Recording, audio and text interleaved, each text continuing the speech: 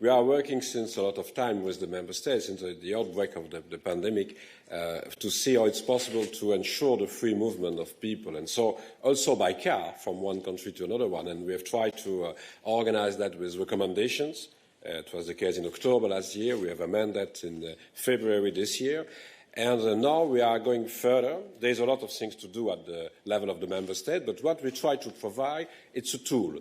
And it's a tool with a so-called digital green certificate or COVID certificate, so to indicate the different elements that it's possible to provide. So, like was said by the President, it's possible to use 3 types of information: the recovery from the disease, this is the vaccination, and the testing. Of course, it will be for just the time of the COVID-19 crisis. So it's a temporary instrument. We don't want to prolong that.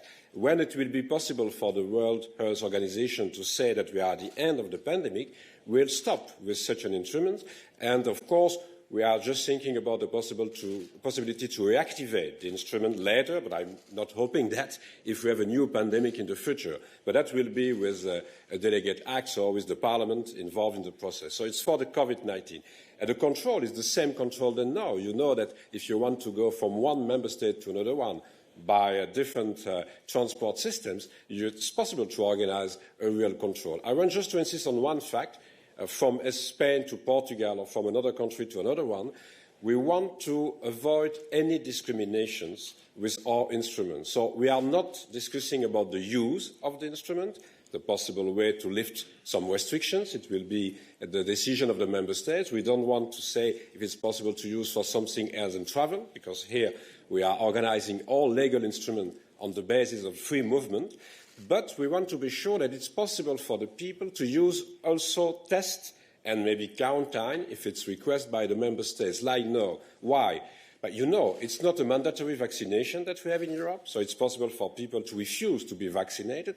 And it's also impossible for some people who want to be vaccinated to receive now the vaccine because they are not in the priorities in the different strategy. So we are providing a sort of possibility to receive in a digital form or on paper a real instrument without any discrimination between the different citizens. And again, if you are travelling by car, of course it's possible to organise the same control than now. We have many controls for the moment in the European Union about the travels, also inside the EU. It will be for all the EU citizens, for their families, well, when they are living in the EU or when they are living abroad. We are organising the process for all those people, also for the economic area, for the European economic area, because we want to work also in the same way with Norway, with Ireland, with Liechtenstein, and we try to provide in our regulation the same system for Switzerland. Of course, maybe a last word, we have also another instrument coming from home, from internal affairs,